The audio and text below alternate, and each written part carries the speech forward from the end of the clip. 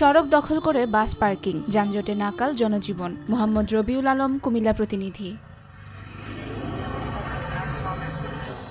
কুমিল্লা নগরীর Jangalia bus terminal এলাকা শহরের অন্যতম গুরুত্বপূর্ণ যোগাযোগ কেন্দ্র। প্রতিদিন হাজার হাজার যাত্রী চলাচল করেন এই রুট দিয়ে। অথচ নির্দিষ্ট বাস পার্কিং এলাকা থাকার পরও অনেক চালক নিয়ম না মেনে সরাসরি সড়কের উপর বাস থামিয়ে রাখছেন।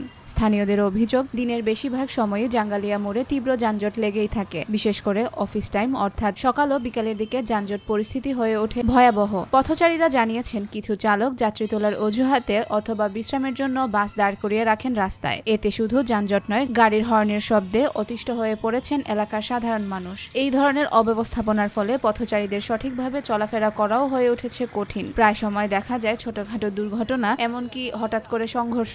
বিশেষ করে শিক্ষার্থী, চাকুরিজীবী ও রোগীদের জন্য এই যানজট ভয়াবহ দুর্ভোগ তৈরি করেছে। অনেকে সময় মতো গন্তব্যে পৌঁছাতে পারছেন না। এছাড়া অ্যাম্বুলেন্স ও জরুরি যানবাহনের চলাচলও মারাত্মকভাবে ব্যাহত হচ্ছে।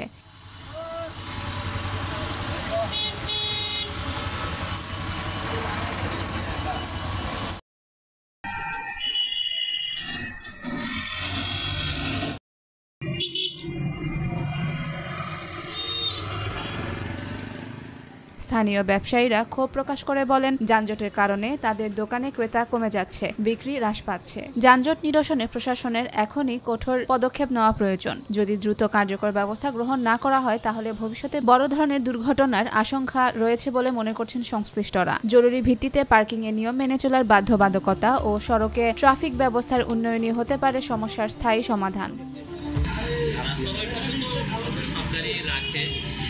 টার্মিনাল নিয়ে যাওয়ার কথা।